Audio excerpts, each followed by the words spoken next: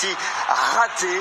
Et c'est Diogo Gonçalves, le Portugais, l'ancien joueur du Benfica, qui permet à Copenhague de faire le break. Exclusion en deuxième période de Yelert. Ça n'a rien d'anecdotique parce que la physionomie du match va totalement changer. Dans les dernières minutes, c'est tout d'abord Boué en force qui permet à Galatasaray de réduire l'écart. Ça, c'est vraiment une frappe d'attaquant, c'est une frappe de buteur. On sait que c'est un défenseur de base, mais l'enchaînement, il est magnifique. Contrôle du pied gauche, frappe vraiment langue fermée, parce que c'est difficile de mettre le ballon là. Il réussit à le mettre vraiment. C'est une frappe d'un Français, hein. Il est dans un ancien de Rennes, du DFCO Boué. Il a 23 ans et regardez. Ça, c'est peut-être le but de la soirée. Cette reprise-là, elle est merveilleuse. Tout simplement, elle est signée Tété, l'ancien joueur de Lyon. Ouais, c'est magnifique, Tété. Hein. On l'a vu à Lyon, il était bon, il a fait de bonnes choses. Aujourd'hui, il réussit à arracher ce point du match nul à l'égard. Et tendez l'oreille. Le bruit est dingue. Ça gronde dans le stade. Ce ne sont même plus des chants, des cris, c'est un grondement. Ce n'est pas une victoire de Galatasaray, non, mais c'est quasiment la même chose. Galatasaray est revenu de nulle part après avoir été mené 2-0. Pour Copenhague, c'est quand même une bonne nouvelle d'avoir marqué 2 buts, puisque l'an passé, lors de la phase de poule, Copenhague n'en avait marqué qu'un seul en 6 matchs. 2 partout entre Galatasaray et Copenhague. Partagez s'il vous plaît, mettez des likes. On va faire un petit... Alors François. Alors on va faire un petit live 3 points sur mon ami préféré, mon fils, André Onana. On va essayer un peu de discuter sa prestation de ce soir. Mais pas vraiment pour parler du côté purement technique de la chose. Mais les choix qu'il faut savoir faire dans la vie, des choix qui peuvent déterminer votre avenir et qui vont finir par sceller votre sort. C'est un peu de ça que je voudrais que nous parlions, mais évidemment avec un clin d'œil sur le côté purement sportif et sa prestation de ce soir. Évidemment, on partira de ce cas particulier d'André Onana pour une généralité sur ce que nous devons dans la vie faire, l'exigence que nous devons avoir chaque fois que nous posons un acte qui peut être parfois anodin, mais qui peut, comme je l'ai dit tantôt, déterminer notre avenir. Et à la fin, quand le moment des comptes arrive, on est gagnant ou perdant, mais tout ça s'est joué en amont sur un petit détail, un tout petit détail. Et nous parlerons de ce détail-là. Partagez s'il vous plaît.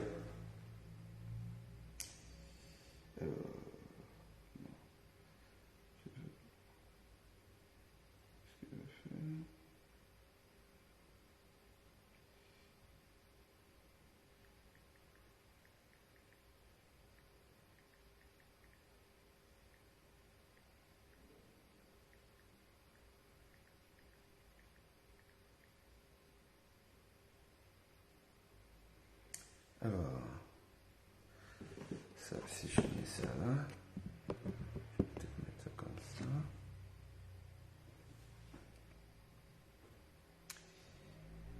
Qu'est-ce qui fait que... Alors.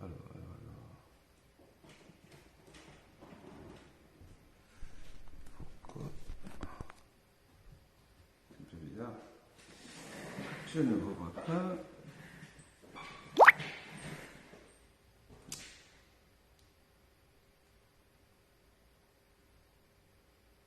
Partagez le live, s'il vous plaît. Partagez le live. Alors, je fais démarrer ici, là, sur TikTok. Et que les gens de TikTok me voient. C'est bizarre.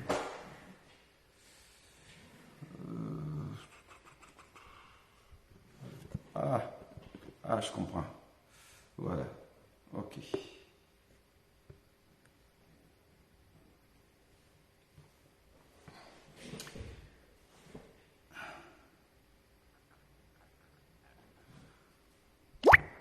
Alors, André Onana a encore, comme diraient les mauvaises langues,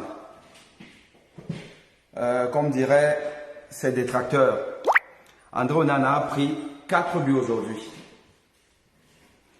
Après avoir pris 3 buts contre Brighton, c'est-à-dire ces 2 derniers matchs, il a pris 7 buts. 7 fois, il s'est retourné dans ses filets pour envoyer le ballon au rond central. 7 fois en 2 matchs. Et depuis le début du championnat de la saison, il en a déjà pris, les mauvaises langues diront encore, une valise de but. Alors, évidemment, c'est préoccupant. Et surtout que André Onana prend parfois des buts d'une facilité interdite à ce niveau de la compétition, à ce niveau de performance des très grands gardiens du monde. Oui, on peut se trouver. Oui, ça peut arriver. Oui, ça arrive de temps en temps. On voit ça. Même les très grands gardiens. Oui, ça arrive. Les Neuer, les Ter Stegen, les Thibaut Courtois, les Anderson. Oui. On les voit parfois prendre des buts gags. Mais, en une saison, un gardien du très haut niveau, puisque nous tous, nous plaçons André Onana comme un très grand gardien. D'ailleurs, les Camerounais nous disent que c'est le meilleur gardien du monde. Bon, on reviendra sur ça, sur cette question-là. Mais, il est une évidence, c'est que André Onana est aujourd'hui l'un des gardiens les plus en vue de la planète. Finaliste de la Champions League. Mais on voit André Onana prendre beaucoup de buts gags. Beaucoup de buts gags. Souvenez-vous, à la CAN du Cameroun de l'année dernière, je suppose que c'était l'année dernière, contre le Burkina Faso, si je ne m'abuse, André Onana a pris au minimum un but des plus gags. Ça peut arriver. Il en a pris quelques-uns comme ça l'année dernière avec l'Inter, mais très peu. Mais cette saison, déjà, on a quand même vu des buts assez gags d'André Onana. Le lob contre Lille ou Lens, souvenez-vous, en match amical. Un lob peut-être de 40 mètres. Bon, on va dire parce qu'il aime sortir, il est sorti et tout. Mais vous savez, le haut niveau est sans pitié. Votre entraîneur, fut-il quelqu'un qui vous aime bien parce qu'il vous a formé, vous avez joué avec lui dans un club antérieur, mais sauf que votre entraîneur, il a des comptes à rendre. Il a des comptes à rendre, lui aussi. Donc, un entraîneur qui est assis au banc de touche et il voit son gardien prendre un but gag aujourd'hui, en prendre 3 semaines après, en reprendre sur une saison, ça fait beaucoup. Ça fait beaucoup. Et aujourd'hui, André Onana a encore pris un but gag, le premier ou le deuxième. Un but gag, un but qu'un très grand gardien ne doit pas encaisser. Mais ça peut arriver, comme je l'ai dit. Ça peut arriver, mais bon, il ne faut pas que ça arrive tout le temps. Et c'est arrivé aujourd'hui. Donc au-delà de ce que André Onana prend beaucoup de buts, on va dire, il y a beaucoup d'absents à Manchester United, Shaw n'est pas là,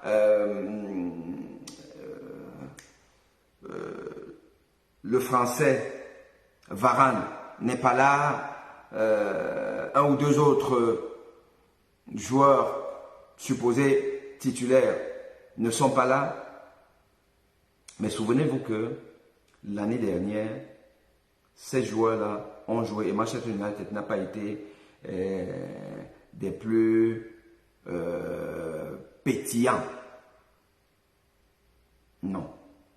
Donc, André Onana est venu dans un club qui n'a pas vraiment renouvelé son effectif, pas beaucoup. Donc, il venait en connaissance de cause. Il a fait ce choix. Et il devait donc venir en se disant, j'ai une équipe qui n'a pas été performante l'année dernière, qui probablement ne va pas performer beaucoup plus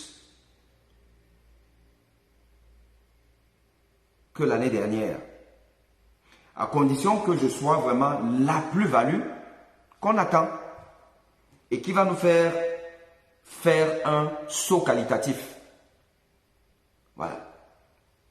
Mais pour cela, il ne faut pas prendre beaucoup de buts. Et comment on fait pour ne pas prendre beaucoup de buts? Moi, je ne sais pas, je n'ai pas de réponse à ça.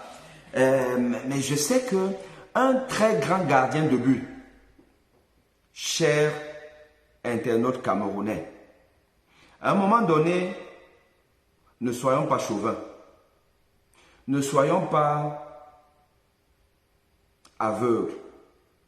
Et n'insultons pas l'histoire.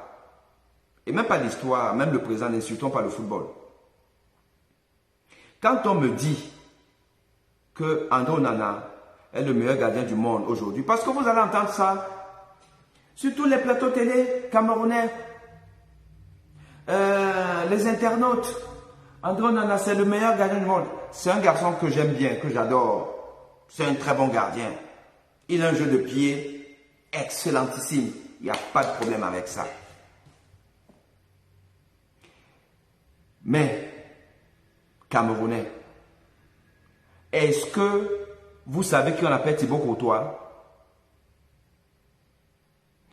Est-ce que vous savez que le Real de Madrid, si Real de Madrid a gagné ses 2 dernières Champions League, c'est parce qu'il avait dans ses buts Monsieur 50%. Thibaut Courtois vous enlevait des buts tout faits, des parades pas possibles. Et ça, pas une action, pas deux, pendant tout un match où Real Madrid est dominé. Mais excusez-moi, Bayern n'a même pas dominé Manchester. Sur la mi-temps que j'ai vu, parce que je vais être honnête avec vous, je n'ai vu qu'une mi-temps. Parce que la première mi-temps, j'étais au sport. J'ai repris le football aujourd'hui. Les Camerounais là qui m'insultent partout, que ne parle pas football, laisse l'Africa Foot, laisse ça aux footballeurs. Je tiens à vous dire que j'ai été international camerounais. Bon, international junior de présélection du littoral. Mais je m'en fous, c'est quand même international. Une présélection, j'étais dans Caïman Junior. Karl-Heinz Vegan, pour les jeunes là, vous ne connaissez pas, mais Karl-Heinz Vegan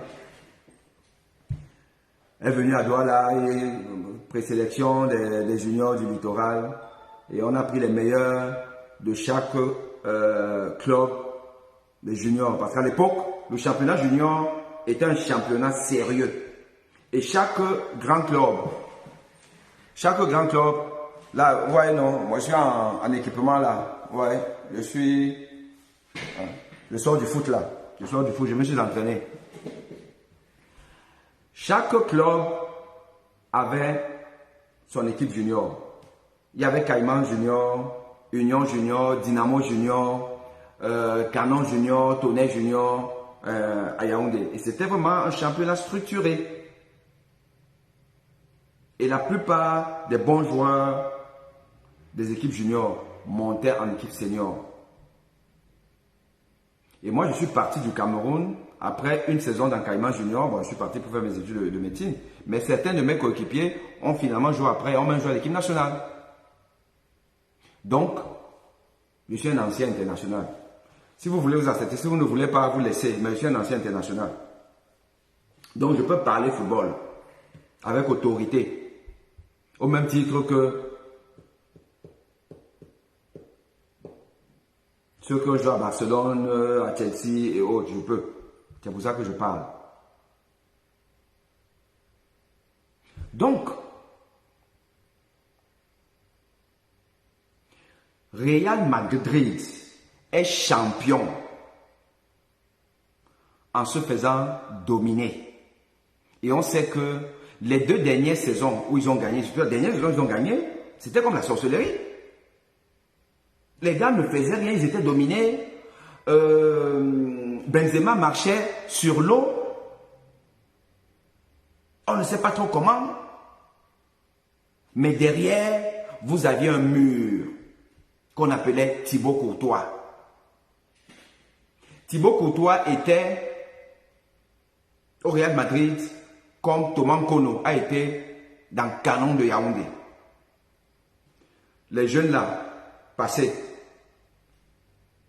Là, c'est l'affaire des vieux qui ont connu Canon de Yaoundé. Quand Canon va au Zaïre contre Vita, ou va à Benin City pour jouer contre Enugu Rangers, Thomas Nkono, la sorcellerie. Ou alors quand Afia Conakry vient à Yaoundé, finale de la Coupe d'Afrique des Champions, Canon Afia à Yaoundé. Ce que Thomas Nkono a fait, la sorcellerie. Les 21 joueurs et le public ont laissé Thomas Nkono seul dans une action d'anthologie. Un lobe. Je vous dis un lobe de, je ne sais pas si c'était Chérif Souleymane. Ça doit être Chérif Souleymane. Peut-être. Mais ceux qui étaient au stade, parce que j'étais au stade, peuvent nous éclairer. L'aube de 40 mètres, Thomas Nkono était sorti. Il était sorti. Un peu comme, enfin un peu moins, mais à peu près comme André Onana l'a fait contre, enfin lors du match amical contre Lille, ou je ne sais pas trop quoi. L'aube. Thomas Nkono voit la trajectoire, commence à reculer pour dévier le ballon. Thomas Nkono voit la trajectoire parabolique du ballon, sans que ici, là, il ne peut pas. Qu'est-ce qu'il fait? Thomas Nkono bondit, il fait une parade en arrière pour attraper le ballon. Il tape le ballon en avant et il se retrouve au fond des filets. Le ballon rebondit au sol et commence à avancer pour rentrer dans les buts. Thomas Nkono est au fond des filets. Il faut se relever, rebondir pour attraper le ballon avant que le ballon ne traverse le filet. Tout ça là en quelques secondes, mais des secondes qui ont duré des minutes. Et le joueur qui a lobé, qui pouvait continuer sa course, comme tétanisé, scotché, s'est arrêté comme tous les autres 20 joueurs. Et les spectateurs aussi, nous étions là. Et j'étais derrière les buts où ce moment historique du football mondial se passait. Malheureusement, il n'y avait pas la télé, il n'y avait pas Internet, il n'y avait rien de tout ça. Nous avons vécu ça. Des secondes interminables. Ça, c'est ce qu'on appelle un gardien qui fait des miracles. Un gardien qui permet à une équipe de remporter des trophées. Parce que vous ne pouvez pas gagner une compétition si vous n'avez pas de joueurs exceptionnels. Puisque vous n'êtes pas la seule équipe à être performante, à être bonne, à rivaliser. Parfois, toutes les équipes se valent. Surtout quand vous êtes déjà en quart de finale, demi-finale et tout. Toutes les équipes se valent. Ça se joue sur quelques détails. Et ces détails-là, parmi ces détails, il y a des joueurs exceptionnels. Soit un attaquant exceptionnel qui va scorer n'importe comment, ou un milieu de terrain à la Modric qui va vous donner des balles de but, ou à la Zidane, ou alors vous avez un gardien exceptionnel.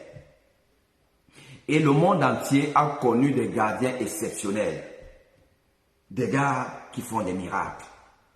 Je vous ai cité Neuer, je vous ai cité Thibaut Courtois,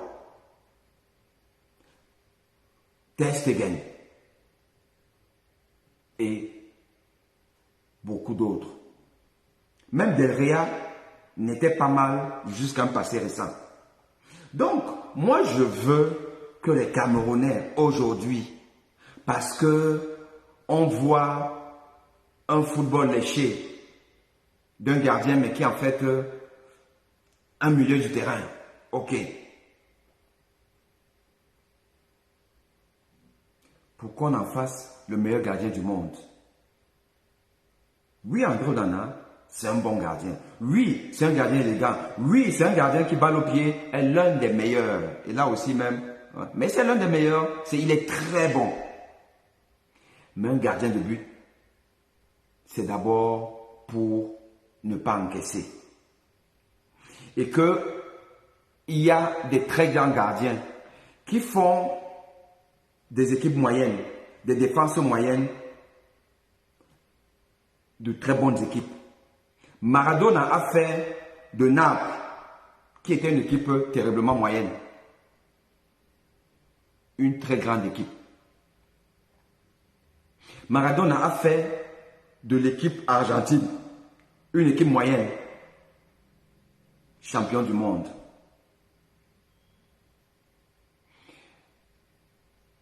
André Onana, le choix qu'il a fait,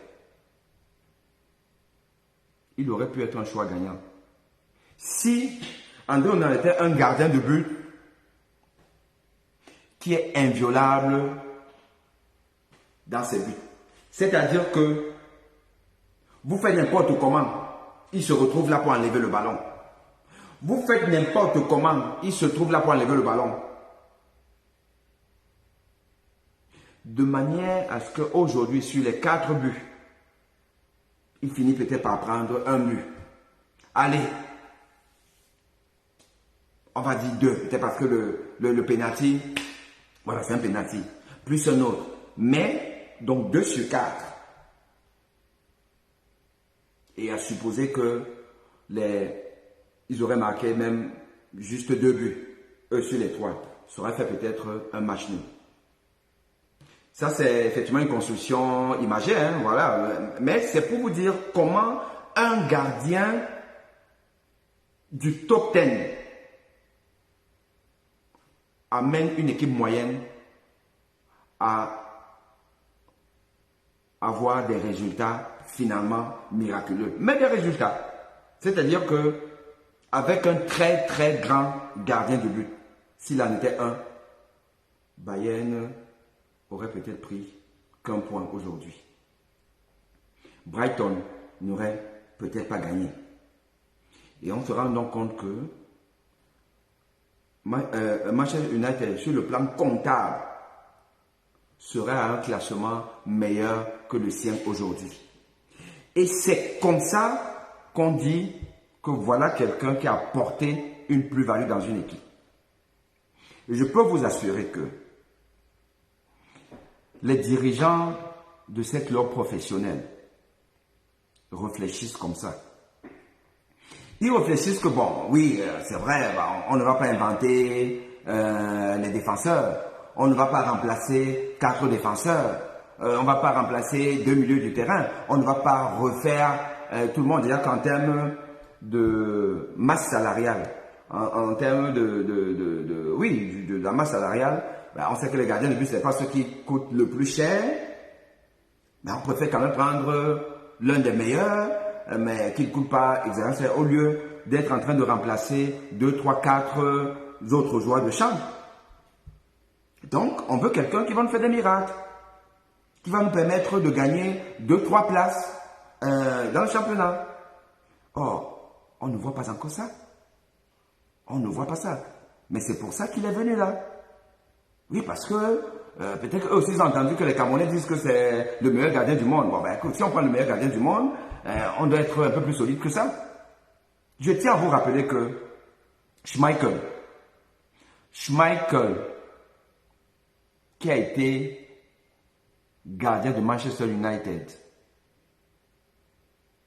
il faisait des miracles. Hein? Il vous enlevait des buts tout faits. Donc, Manchester United a déjà connu des gardiens miracles. Ils savent ce que c'est. Et c'est ce qu'ils attendent d'André Onana. Autre chose, toujours en vous parlant de Manchester United, je voudrais rappeler aux fanatiques camerounais que Manchester United a recruté un gardien qui était champion du monde. Ce n'est pas qu'un gardien qui a joué la finale de la Champions League. Hein. Gardien champion du monde. Vous savez qui c'est? Allez, interagissez. Dites-moi, quel est le gardien champion du monde que Manchester United avait recruté?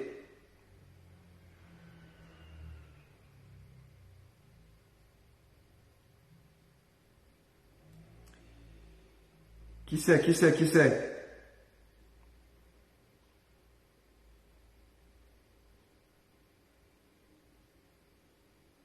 Je vais voir s'il y a des connaisseurs ici parce que bon, c'est pas la peine que je fasse un live sur le foot si vraiment il n'y a pas des footeux, des gens qui s'y connaissent un peu, qui connaissent l'histoire.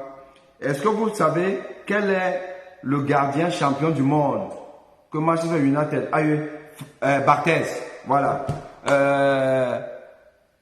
Akhenaton, je pense que c'est ça, Kamto. Il y a aussi Serge Léonard qui a dit Barthez. Fabien Barthez, champion du monde en 1998 avec l'équipe les tricolores français, a été recruté à Manchester United. Est-ce que vous connaissez le parcours de Fabien Barthez à Manchester United? Il n'y a pas laissé des bons souvenirs. Je crois, si je m'abuse, qu'il n'a fait qu'une seule saison, ou du moins une seule saison en tant que titulaire, et encore. Tout Barthez, champion du monde. Il n'était pas ridicule. Mais on voulait un gardien qui va faire des miracles.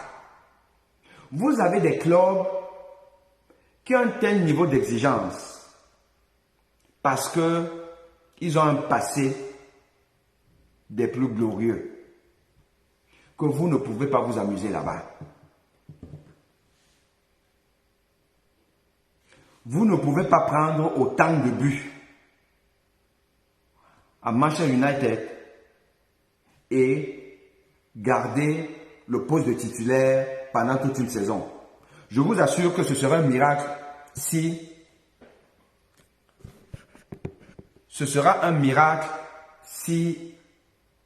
notre bien-aimé André Onana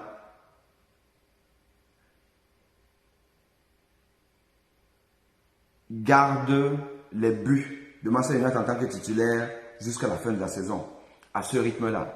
Oui, il a une défense de branquignol, on le voit. On a vu même le but du jeune français. Je crois que c'était le 3e ou le 4e but. On a vu la difficulté qu'ont les défenseurs de Manchester déjà de lire le jeu, d'anticiper et de se coordonner. On a vu, le gars qui est retrouvé seul, André Onana, il pouvait probablement rien. Encore que peut-être qu'il aurait pu anticiper, sortir un peu avant pour...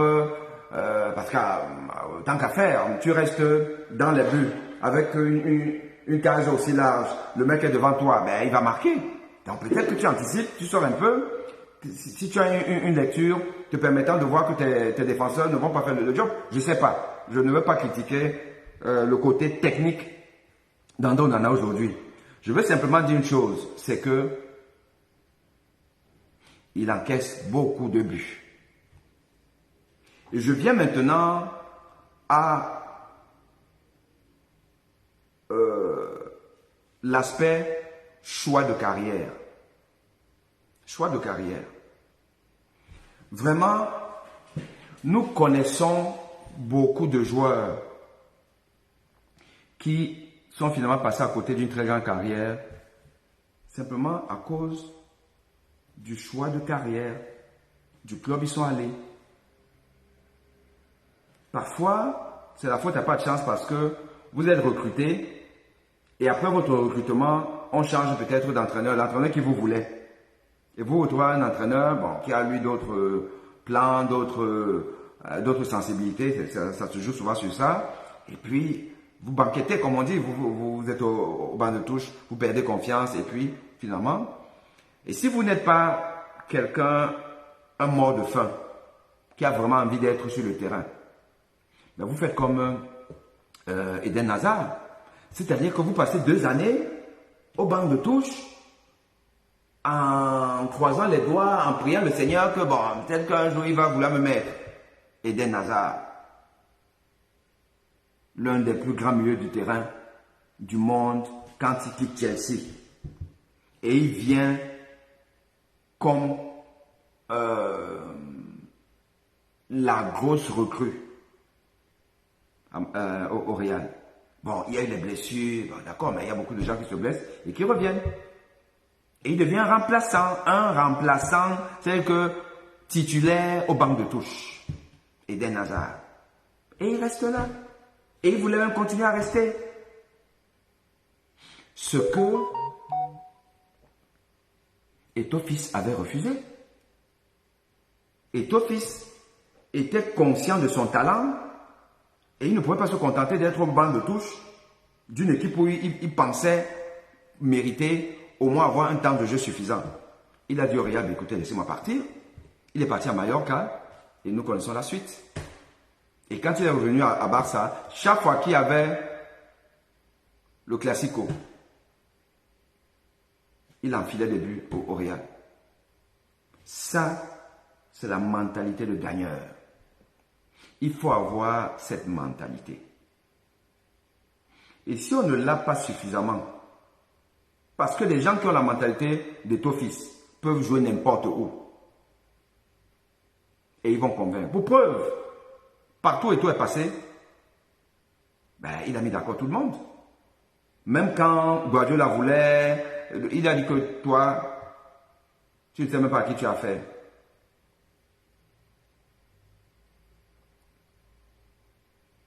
Mourinho lui dit, tu es déjà vieux. Ah, je suis vieux. Je vais te montrer qu'un vieux peut marquer des buts à Chelsea.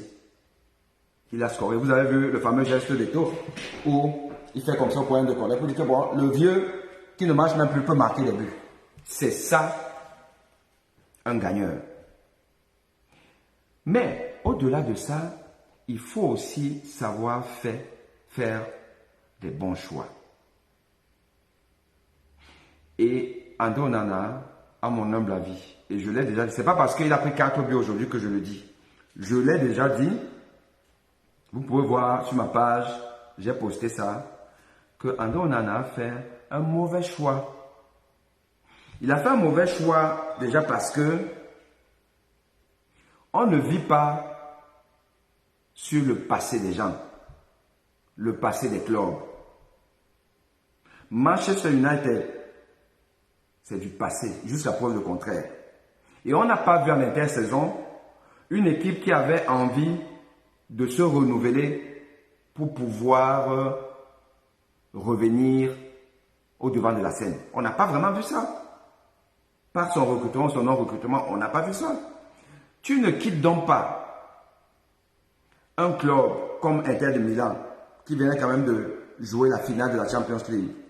Tu vas dans un club qui ne s'est pas renouvelé, mais qui est dans un championnat où tout autour, il n'y a que des mastodontes. Il y a le frère ennemi Manchester City. Il y a Arsenal qui vient de faire une bonne saison et qui garde un effectif encore compétitif. Il y a les nouveaux venus, on ne sait pas d'où ils sortent, les Brighton, tout ça, mais qui peuvent te bousculer. Liverpool, Liverpool c'est toujours un peu la surprise de chaque année. Parfois c'est bon, parfois c'est pas bon, mais bon, ils sont quand même là. Tu peux pas avoir tout ça et tu te dis que tu vas jouer les premiers rôles. Non, tu ne peux pas jouer les premiers rôles. Et il devait être conscient de ça. Or, un gardien de but qui va dans une équipe qui va peiner, qui va subir suffisamment, ce n'est pas le style d'André Onana. Et je reviens au début de mon développement. André Onana n'est pas un gardien miracle. André Onana n'est pas un gardien qui enlève des buts qui sont entrés ou qui doivent obligatoirement entrer. Oui, ça peut arriver de temps en temps. Et je voudrais même vous dire que moi, ça m'a un peu amusé de voir comment on a été dithyrambique sur la prestation d'André Onana contre le Burundi. Pour les Camerounais, vraiment, il a fait des miracles. Soyez un peu sérieux. Je vous invite à aller regarder les actions, certes de but, des occasions qu'il faut même relativiser parce que c'est quand même le Burundi. Et on est chez nous. Et ils ont quand même des occasions. Et on donne l'impression que c'est des occasions à la Thibaut Courtois, soyons sérieux. Les actions qu'on en enlève contre le Burundi, c'est des actions qu'un bon gardien de but, de première division, même du Cameroun, doit pouvoir enlever. Je dis bien un bon gardien de but. Et ces occasions-là, et pas s'il les a enlevées contre le Brésil. Et que, si on ne pouvait pas enlever, arrêter ces occasions de but, une fois de plus, écoutez-moi, c'est quand même il y a un problème. Donc, il n'y avait rien de miraculeux. Et moi, j'ai rarement vu André Onana me sortir un match où je dis encore que le but est déjà entré, mais il va te sortir, c'est-à-dire une de ces parades, ça arrive. Mais calmons-nous un peu. Et donc, quand vous n'êtes pas ce genre de gardien, vous n'allez pas à United. Vous allez au Bayern. C'est qu'une équipe qui fait le jeu. Et comme lui, il aime même faire le jeu. Il aime faire le jeu. Il aime jouer libéraux. Pour jouer libéraux, il faut quand même que tu aies le ballon. Il faut que ton équipe ait le ballon. Et on a vu qu'aujourd'hui, on n'en a pas joué libéraux. Moi, je n'ai pas vu la première mi-temps. Mais quand je regarde la deuxième mi-temps, il n'a pas joué libéraux. Parce que son équipe n'avait pas le ballon.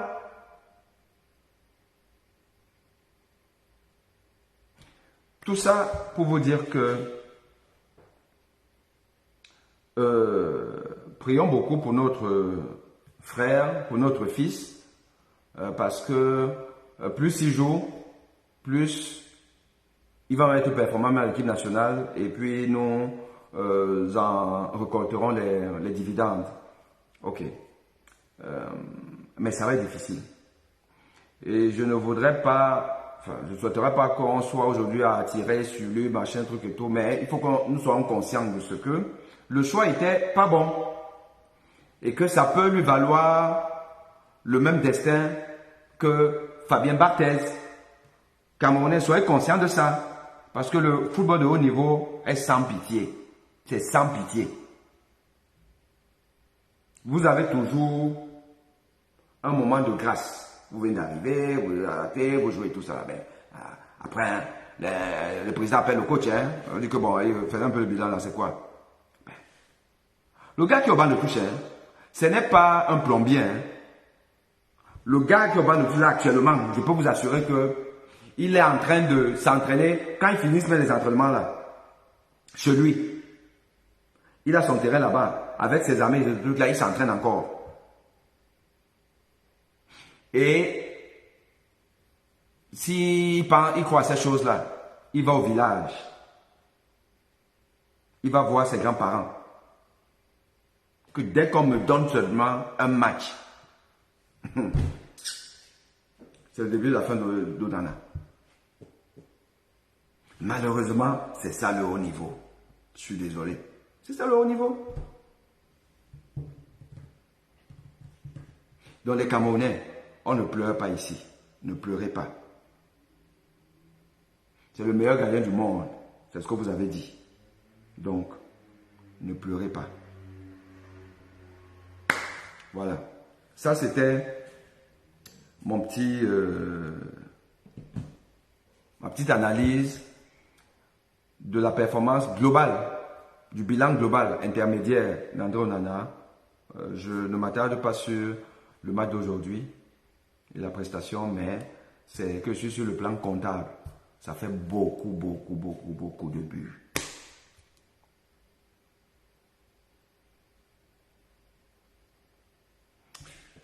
Voilà les gars. Alors j'essaie de regarder s'il y a des contributions. C'est vrai, notre constitution, il ne gardera pas son poste de titulaire. Oui, Akhenaton Kamto dit il ne gardera pas son poste de titulaire. Malheureusement, pourtant il n'est pas mauvais. Pourtant c'est pas vraiment de sa faute. Mais à cette allure, mais soyons même sérieux. Ce sont même les supporters de Manchester qui vont commencer à demander même la tête de l'entraîneur et même, je ne sais pas s'ils ont le manager général ou même le patron du club, si ça continue comme ça et on en est toujours titulaire. Si Manchester doit prendre à chaque match, genre 2 buts, des défaites, 2-3 buts, ben je peux vous assurer que c'est le public même qui va dire que, écoutez, il est gentil, il est bon, il est beau, il est élégant, il joue bien au pied, mais c'est bon comme ça. Voilà.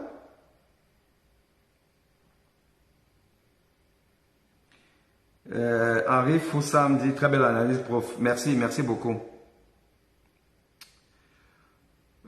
Ok. Bien, chers amis, bonne soirée à vous.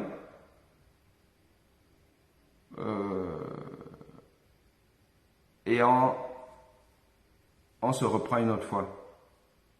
À très bientôt. Ciao.